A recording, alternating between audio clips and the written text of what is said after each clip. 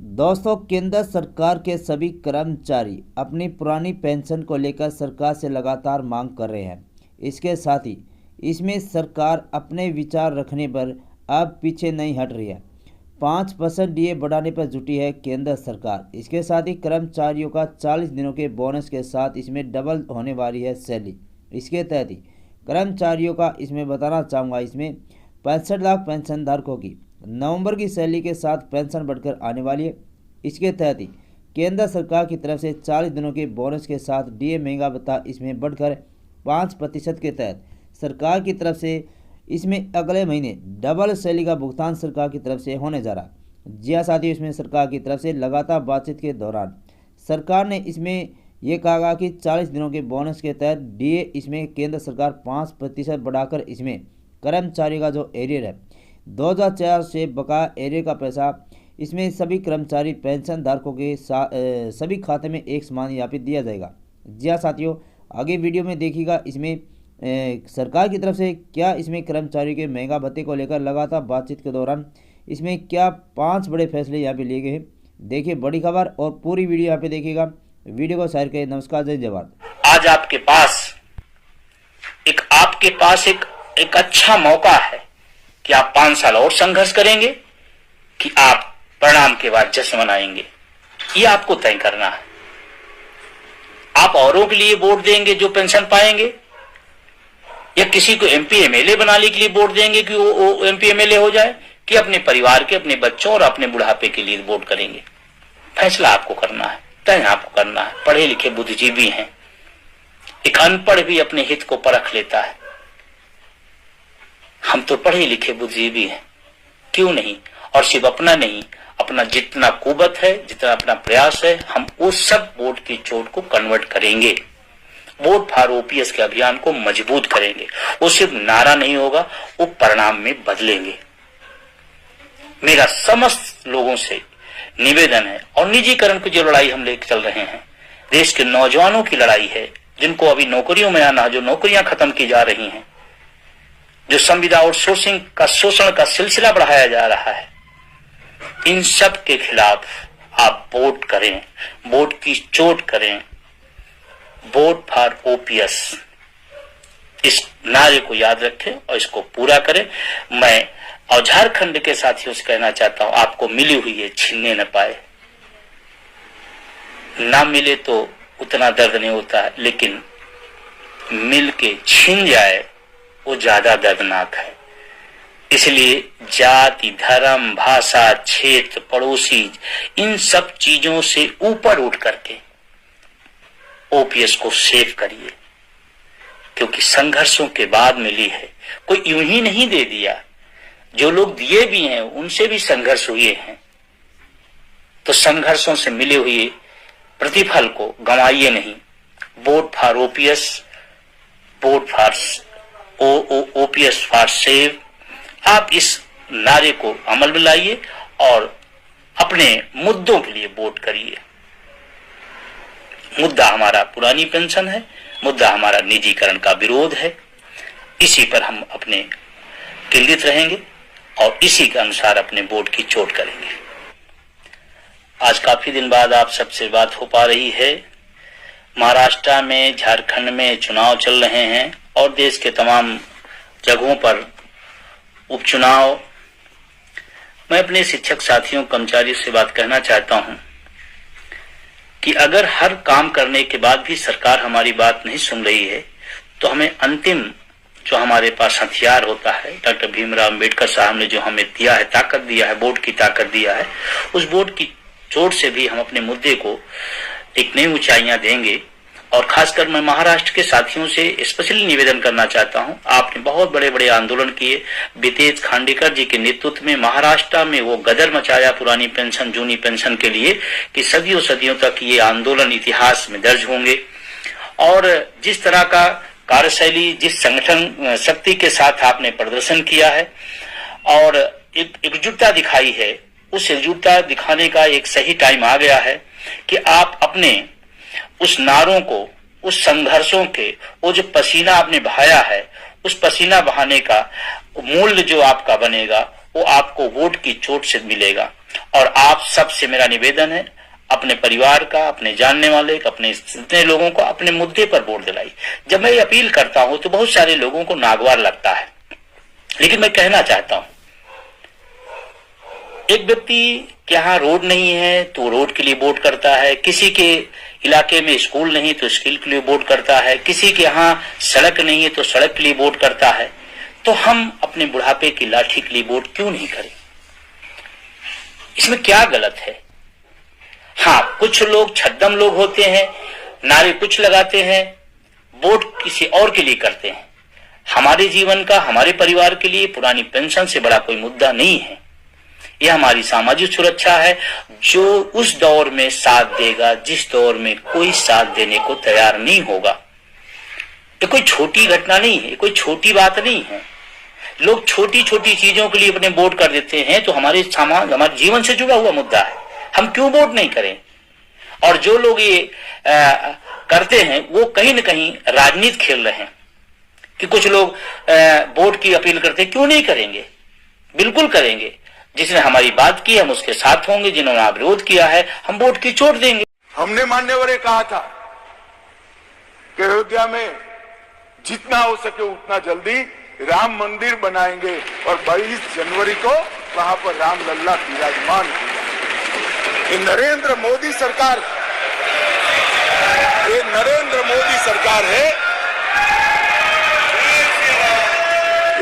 मोदी सरकार है मान्यवर, जो कहती है वो करती है।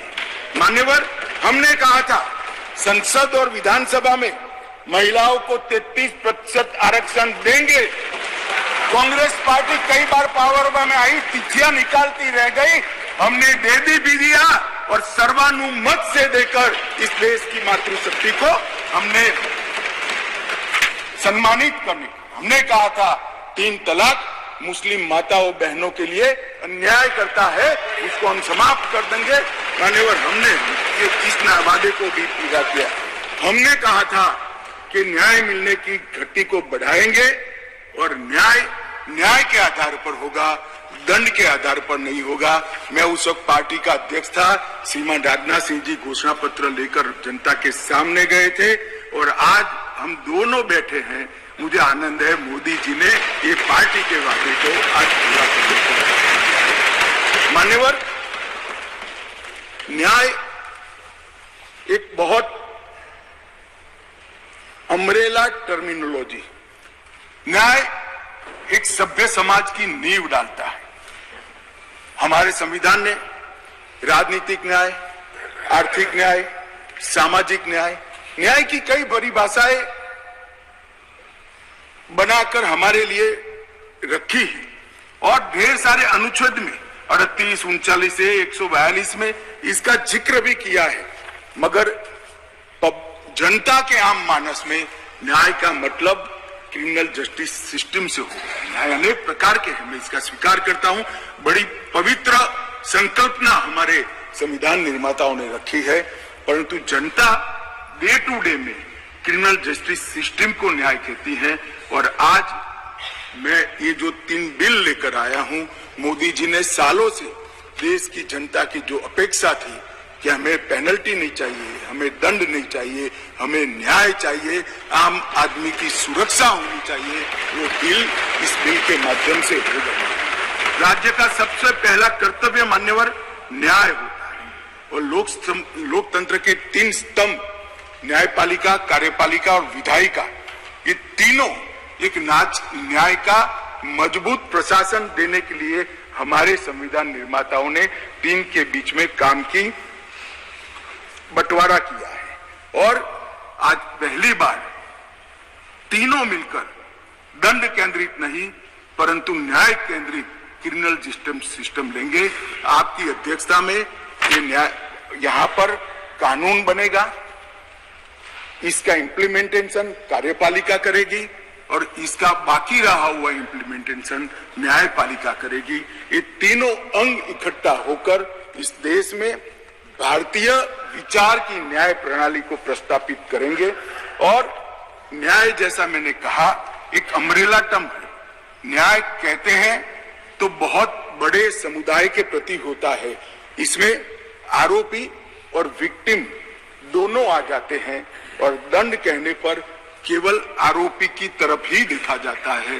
तो संतुलन बनाते हुए नए कानून में लेकर आया हूं। यहां पहले दंड देने की सेंट्रलाइज सोच वाली कानून थे, अब विक्टिम सेंट्रिक जस्टिस इसका यहां पर उद्भव होने जा रहा है। ईज ऑफ जस्टिस को सरल, सुसंगत, पारदर्शी और जवाबदेही प्रोसीजर के माध्यम से साकार किया गया है और एनफोर्समेंट के लिए निष्पक्ष, समयबद्ध, evidence based speedy trial, court तथा प्रिजन का इससे बर्डन कम होने वाला है और कन्विक्शन रेशियो भी इससे बढ़ने वाला है। मान्यवर, कई लोगों ने अलग अलग सुझाव करे हैं, पहले मैं बिल के बारे में बताकर इसका जवाब दूंगा। और सबसे बड़ी बात है मान्यवर कि जो बिल लेकर मैं आया हूं वो ढेर सारी नई चीजों को भी इसमें जगह देने वाला बिल है और इसका उपयोग करने वाला बिल है। इन्वेस्टिगेशन को हमने फॉरेंसिक साइंस के आधार पर प्रोसिक्यूशन को बल देने का फैसला किया है। बलात्कार की पीड़िता का ऑडियो वीडियो रिकॉर्डिंग के माध्यम से रिकॉर्ड लेना कंपलसरी किया है। कई सारी जगह पे मैं आगे बताऊंगा आपको टेक्नोलॉजी का उपयोग किया है और कोर्ट पर भी ढेर सारे समय को कम करने के प्रावधान पर हमने डाले हैं। मान्यवर, आज के बाद इस देश में अभी 3 प्रकार की न्याय प्रणाली है। कहीं मेट्रो जज होते हैं, कहीं नहीं होते, कहीं फर्स्ट क्लास मजिस्ट्रेट होते हैं, कहीं नहीं होते हैं।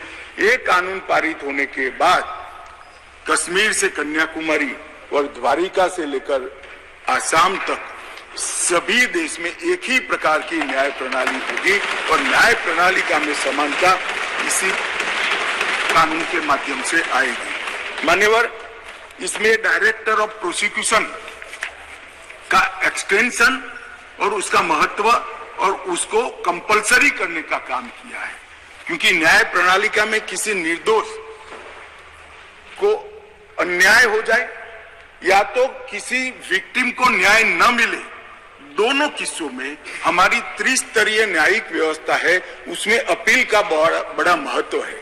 आज अपील का निर्णय वो ही लोग करते हैं जो वो गलती जो हुई है, मानो विक्टिम को लगता है कि मेरे साथ न्याय नहीं हुआ है, तो वो ही निर्णय करते हैं अपील करनी या नहीं करनी जिसने एक गलती की है।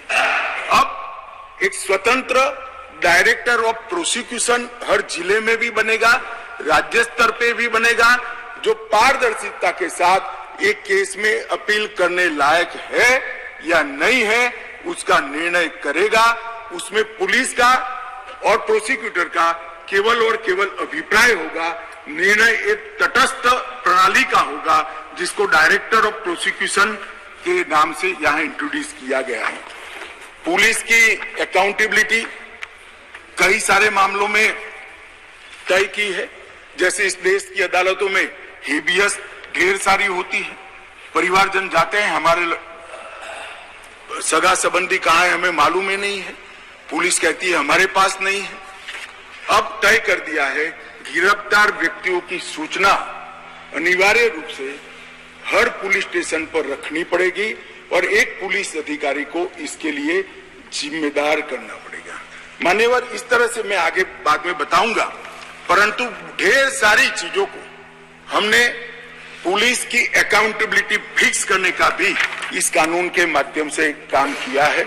और विक्टिम सेंट्रिक कानून जब मैं कहता हूं तब मान्यवर हमने ढेर सारा विक्टिमों को बीएनएसएस में 360 तो अपनी बात रखने का अधिकार दिया है, इंफॉर्मेशन का अधिकार खंड 173, 93 और 230 में दिया है, नुकसान की क्षतिपूर्ति का अधिकार दिया है, 0 एफआईआर को इंट्रोड्यूस किया है। अब कोई भी मुकदमा स्टेट विक्टिम की परमिशन के बगैर, विक्टिम को सुने बगैर कोर्ट सिर्फ स्टेट के कहने पर विड्रॉ नहीं कर सकती। जो विक्टिम है उसको सुनना पड़ेगा, उसके ऑब्जेक्शन को भी सुनना पड़ेगा। विक्टिम को, जो फरियादी है, उसको 90 दिनों में जांच की। हमने कहा था हम धारा 370 और 35 से हटा देंगे, हट गई।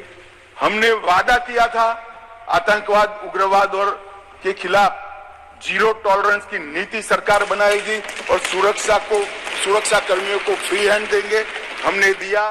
इसके कारण 3 हॉटस्पॉट जम्मू कश्मीर, वामपंथी उग्रवादी क्षेत्र और उत्तर पूर्व में हिंसक घटनाओं में 63% की कमी आई है और मृत्यु में 73% की कमी आई है और पूर्वोत्तर से 70% से ज्यादा क्षेत्र से अब सपा को हटा लिया गया है।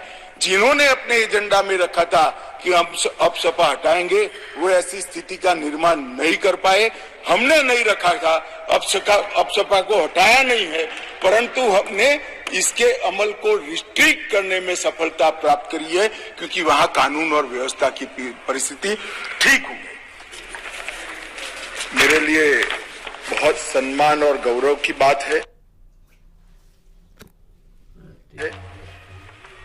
कि आज मैं इस महान सदन के सामने 3 कानून लेकर उपस्थित हुआ हूं। माननीय अध्यक्ष जी, ये एक ऐसा मौका है जब हमारा संविधान अगले वर्ष 75 साल पूरे कर लेगा। ये एक ऐसा मौका है जब अभी आपकी अध्यक्षता में ही इस संसद ने इस देश की मातृशक्ति को 33% आरक्षण सदनों में देकर कानून बनाने में इनकी हिस्सेदारी तय की है। और उसी समय में ये ऐतिहासिक सदन में करीब 150 साल पुराने 3 कानून जो हमारी क्रिमिनल जस्टिस सिस्टम, आपराधिक न्याय प्रणाली को गवर्न करते हैं, वो तीनों कानूनों में पहली बार मोदी जी के नेतृत्व में भारतीयता, भारतीय संविधान और भारत की जनता का चिंता करने वाले बहुत आमूलचूल परिवर्तन लेकर मैं आया हूं। माननीय अध्यक्ष जी, इंडियन पिनल कोड, इसकी जगह जो इंडियन पिनल कोड 1860 में बना, उसका उद्देश्य ही दंड देना था, उसका उद्देश्य न्याय देना नहीं था। उसकी जगह भारतीय न्याय संहिता 2023 इस सदन की मान्यता के बाद पूरे देश में अमल में आएगी। माननीय अध्यक्ष जी, सीआरपीसी, क्रिमिनल प्रोसीजर कोड 1998, इसकी जगह भारतीय नागरिक सुरक्षा संहिता 2023 इस सदन की अनुमोदना के बाद अमल में आएगी और इंडियन एविडेंस एक्ट 1872 की जगह भारतीय साक्ष्य विधेयक 2023 अमल में आएगा। कई लोगों को मैं इस बिल को स्टैंडिंग कमेटी को भेजने के बाद मिला हूं। आज तो यहां पर बोलने के लिए तो बैठे नहीं हैं, परंतु मुझे कहते हैं क्या फर्क पड़ेगा। सुनते तो मालूम पड़ते कि फर्क क्या पड़ता। माननीय अध्यक्ष जी, एक बेजान मुर्दा पड़ा है और अगर उसमें आत्मा होती है तो जिंदा इंसान बनता है। इतना आमूलचूल परिवर्तन हमारी आपराधिक न्याय प्रणाली का के अंदर आना है। अध्यक्ष जी, आज मैं तलारी रंगैया से लेकर हेमाजी तक 35 सांसदों ने इसके अंदर अपने अपने विचार व्यक्त किए हैं। वो सभी को मैं ध्यान से सुना है। ढेर सारी चीजें ज्यादातर किसी के सुझाव बदलाव के लिए नहीं है, कुछ सुझाव बदलाव के लिए भी है, मगर कुछ चीजें जो उठाई गई हैं उसको मैं मानता हूं कि मेरी स्पष्टता के बाद इनकी चिंता से वो मुक्त हो जाएंगे। और कुछ लोग, ओवैसी साहब हो या कोई 1-2 और है, जिनकी चिंता ही ऐसी है जो समाप्त नहीं की जानी चाहिए, चिंता उनकी ये कानून से बड़ी है, वो बहुत उचित हुआ है। इसलिए ऐसी चिंता का मेरे पास कोई समाधान नहीं है, परंतु स्पष्टता से काफी सारी चीजें क्लियर हो जाएगी और मैं 3 ऑफिशियल अमेंडमेंट लेकर भी आऊंगा जो मैं बाद में बताऊंगा। माननीय अध्यक्ष जी, एक तीनों कानून अंग्रेजों के जमाने से बनाए थे। जैसा मैंने कहा कि 150 साल पुराने कानून है। मोदी जी ने प्रधानमंत्री बनने के बाद गुलामी की मानसिकता और गुलामी के सारे चिन्ह इस देश में से जल्दी मिट जाए और नए आत्मविश्वास के साथ महान भारत की रचना का रास्ता प्रशस्त हो, इस पर आग्रह रखा। उन्होंने लाल किले की प्राचीर से कहा, मान्यवर, उन्होंने कहा कि कॉलोनियल कानूनों से जल्दी इस देश को मुक्ति मिलनी चाहिए और उसी के तहत गृह मंत्रालय ने 2019 से इसमें परिवर्तन लाने के लिए गहन विचार विमर्श चालू किया था। मान्यवर, ये जो कानून थे, ये कानून एक शासक ने, विदेशी शासक ने अपने शासन को बनाए रखने के लिए बनाए हुए कानून थे। एक गुलाम प्रजा को गवर्न करने के लिए बनाए हुए कानून थे और इसकी जगह अब ये जो कानून आ रहे हैं वो हमारी संविधान की मूल 3 चीजें, व्यक्ति की स्वतंत्रता, मानव के अधिकार और सबके साथ समान व्यवहार, ये 3 सिद्धांतों के आधार पर बनाए जा रहे कानून है। ये इसका मूल परिवर्तन है जो कुछ लोग पहचान नहीं पाए। मान्यवर, हमारे यहाँ न्याय की बहुत पुरानी अवधारणा है। हमारे यहाँ न्याय की अवधारणा अनेक प्रकार के दर्शन के अंदर समाहित, व्यास, अत्रि, याज्ञवल्क्य, बृहस्पति, पराशर, चाणक्य, वत्सायन, देवानंद ठाकुर, जयंत भट्ट, गणेश उपाध्याय, केशव मिश्र, रघुनाथ शिरोमणि, ये सभी विद्वानों ने अनेक प्रकार की संहिता में दंड और न्याय पर अपने विचार रखे हैं जो मूल भारतीय विचार है। मान्यवर, तीनों कानूनों को अभी जो है, ये तीनों कानूनों को अगर ध्यान से देखते हैं तो इसके अंदर न्याय की कल्पना ही नहीं है। दंड देने की बात को ही न्याय माना जाए। हमारे यहाँ, हमारे शास्त्रों में दंड की कल्पना न्याय से उठी। पाश्चात्य विचारों के जो अंग्रेज शासन में लाए गए कानून थे, उसमें न्याय का उद्भव दंड में से होता है। हमारे यहाँ दंड इसलिए दिया जाता है कि जो विक्टिम है, जिसका अहित हुआ है, जिसके अधिकारों की रक्षा नहीं हुई, उसको न्याय मिल पाए, इसलिए किसी को दंड देते हैं। और दंड देने का उद्देश्य क्या है?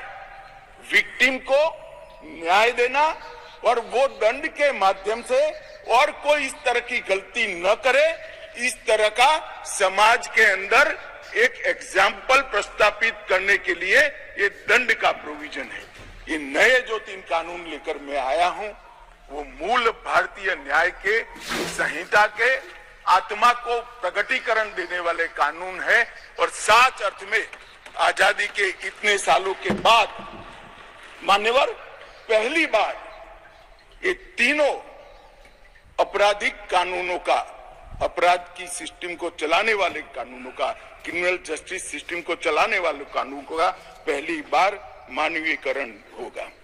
मान्यवर, ये कानूनों को ध्यान से पढ़ेंगे तो ये कानून के अंदर आज तक, जब तक ये सदन रिपील नहीं करेगा तब तक यूनाइटेड किंगडम की संसद ने बनाया हुआ कानून आज हमारे कानून में विद्यमान है। प्रांतीय अधिवेशन, वो भी अंग्रेजों के जब हम गुलाम थे तब का शब्द है। क्राउन के प्रतिनिधि का सम्मान, London gazette, jury, Lahore court, United Kingdom of Great Britain and Ireland, Commonwealth, her majesty, her majesty सरकार, और चौधारी लंदन गैजेट के जिक्र, ब्रिटिश क्राउन का दबदबा, इंग्लैंड के न्यायालय और हर मेजेस्टी रोमिनियन और बैरिस्टर शब्द प्रयोग का जिक्र आजादी के बाद भी 75 साल तक होता गया। मोदी जी के इस इनिशिएटिव ने हमारे तीनों कानून को एक गुलामी की मानसिकता और उसके चिन्हों से मुक्त करा। मान्यवर, ये कानून जो बनाए थे, ढेर सारे लोगों ने कहा, कुछ सांसद मुझे पर्सनली भी मिले, वो समझ ही नहीं पाते थे कि फर्क क्या कर रहे।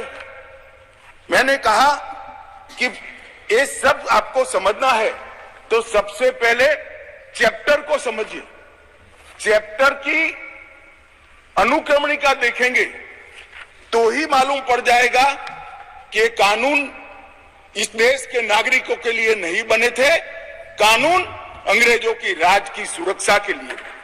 मान्यवर, अभी जो कानून हम रिपील करने जा रहे हैं वो कानून में मानववध और किसी महिला के साथ अत्याचार, उसके पहले सरकारी खजाने को लूटने की सजा, रेलवे की पटरी उखाड़ने की सजा और ब्रिटिश ताज के अपमान की सजा को रखा गया था।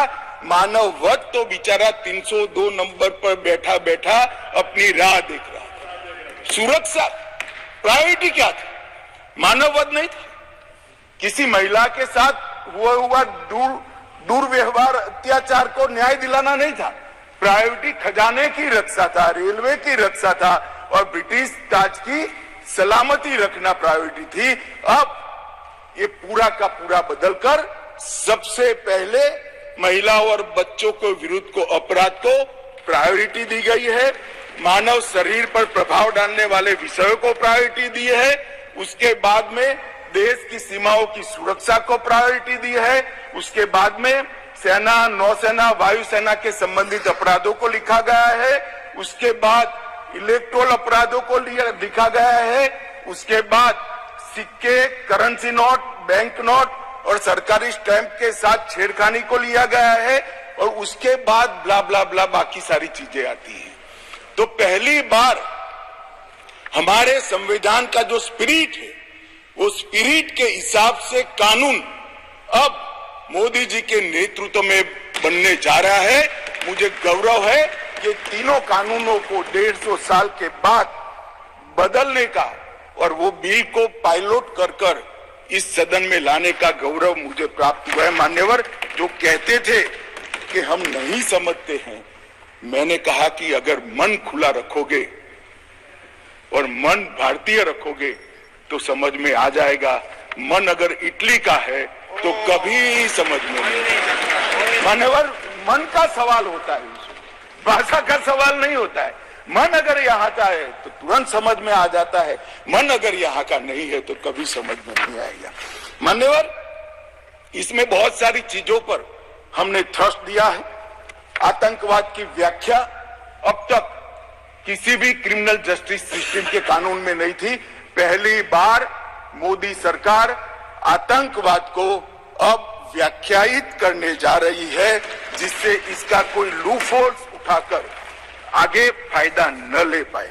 मान्यवर, इसके साथ साथ राजद्रोह को देशद्रोह में बदलने का काम किया। पहले राजद्रोह की व्याख्या थी, मैं आगे डिटेल में बताऊंगा।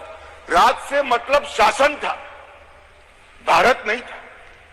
किसी भी राज्यकर्ता के खिलाफ कोई भी कुछ बोलता था तो इसके पर अपराध राजद्रोह का कानून लग जाता था। हमने व्यक्ति की जगह देश को रखा है। व्यक्ति की टीका ये लोकतंत्र का सबसे अच्छा लक्षण है और देश को नुकसान करने वाले को कभी बख्शना नहीं चाहिए, ये दृढ़ता भी इसमें है।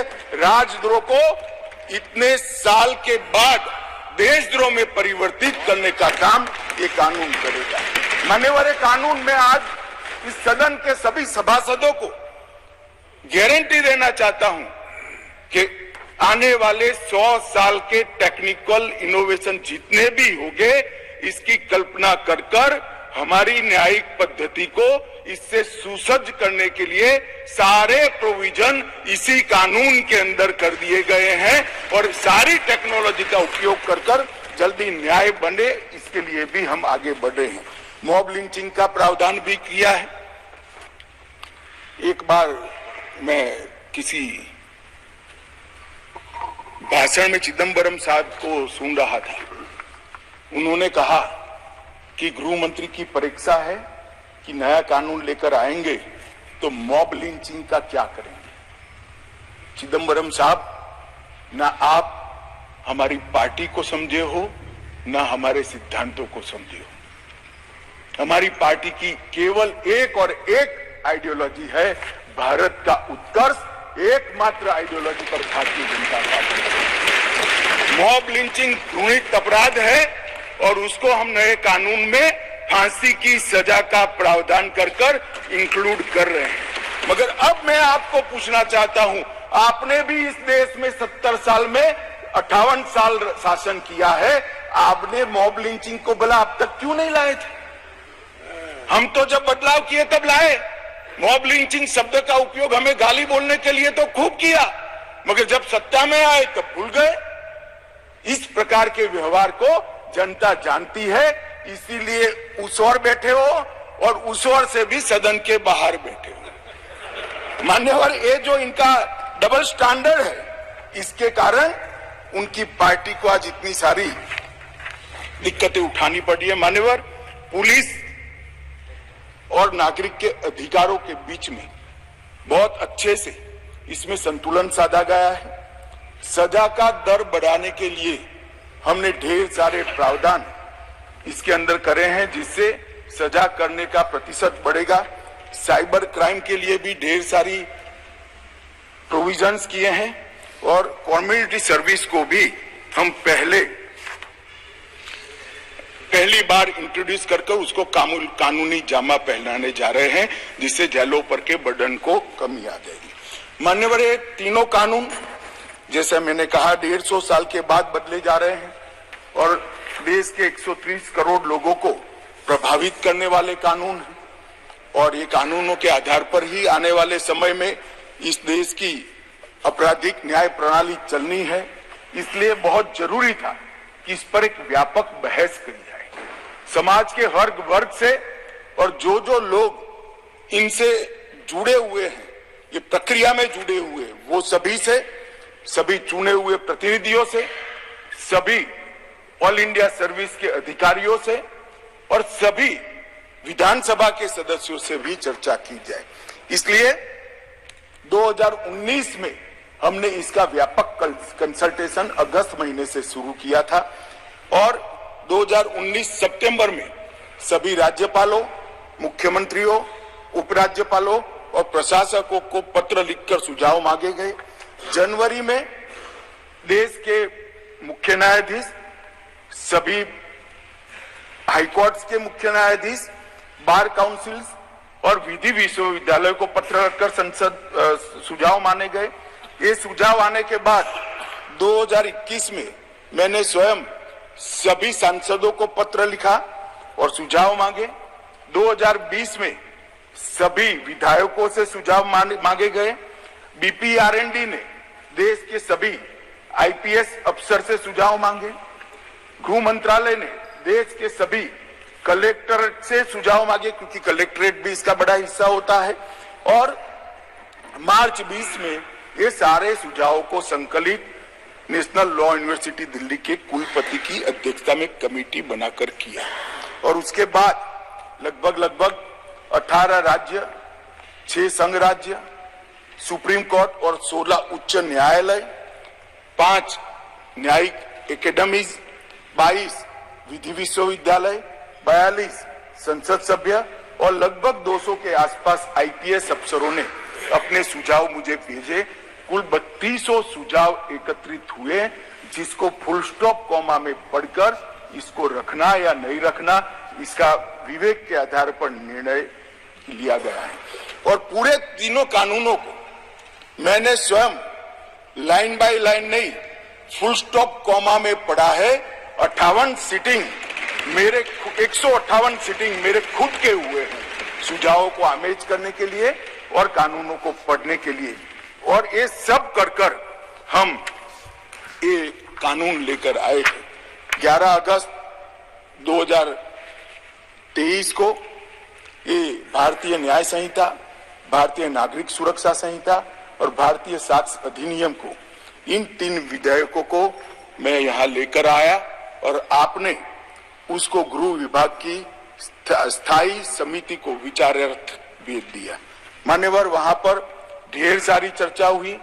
10 नवंबर 2023 को इसकी रिपोर्ट राज्यसभा के उपसभापति को दे दी गई और ढेर सारे सुझाव, ढेर सारी टाइपिंग एरर्स, ग्रामेटिकल एरर्स और लीगल प्रोनाउंसिएशन के जो अपभ्रंश थे, ये सब सुधारने के लिए माननीय संसद सभ्यों की समिति ने ढेर सारे विचार रखे।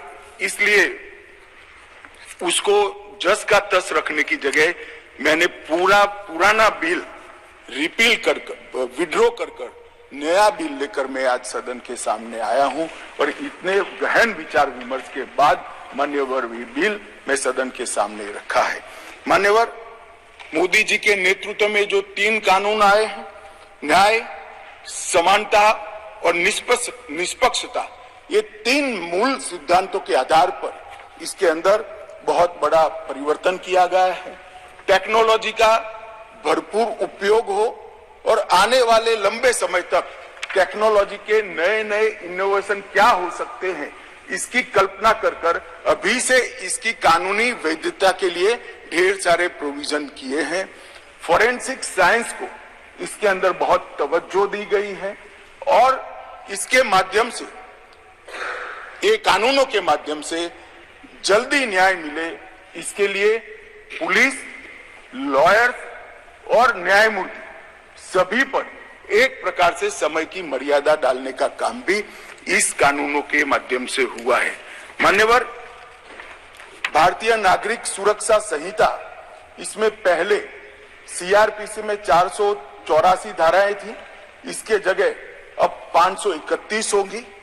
177 धाराओं में बदलाव किया गया है, 9 नए जोड़े गए हैं, 39 नए सबसेक्शन जोड़े गए हैं, 44 नए प्रोविजन और स्पष्टीकरण जोड़े गए हैं, 35 सेक्शन में टाइमलाइन जोड़ी गई है और 14 धाराओं को निरस्त कर हटा दिया गया है। इसी तरह आईपीसी की जगह भारतीय न्याय संहिता में पहले 511 धाराएं थी, इसकी जगह 358 अब रह गई है। 21 नए अपराधों को जोड़ा गया है, 41 अपराधों में कारावास की अवधि को बढ़ाया गया है, 82 अपराधों में जुर्माना बढ़ाया गया है, 25 अपराधों में अनिवार्य न्यूनतम सजा शुरू की गई है, 6 अपराधों को सामुदायिक सेवा का दंड, कम्युनिटी सर्विस का पेनल्टी देने का काम किया गया है और 19 धाराओं को निरस्त कर दिया गया है और भारतीय साक्ष्य अधिनियम एविडेंस एक्ट को 167 धाराएं थी, इसकी जगह 170 धाराएं बनी हैं।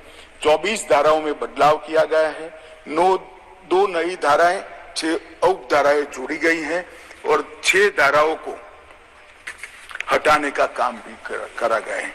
मान्यवर, मैं आज इस सदन को कहना चाहता हूं कि 2014 में नरेंद्र मोदी सरकार आने के बाद, एक लंबे अरसे बाद, अटल जी की सरकार ने भी ये प्रयास किया था, परंतु एक मिलीजुली सरकार थी, कई प्रकार की इसमें कठिनाइयां भी आती थी, मगर लंबे समय के बाद 2 बार इस देश की जनता ने ऐसी सरकार चुनी जिस सरकार ने अपने पूरे मैनिफेस्टो को अक्षरशः लागू करने का काम किया है और जिस मैनिफेस्टो को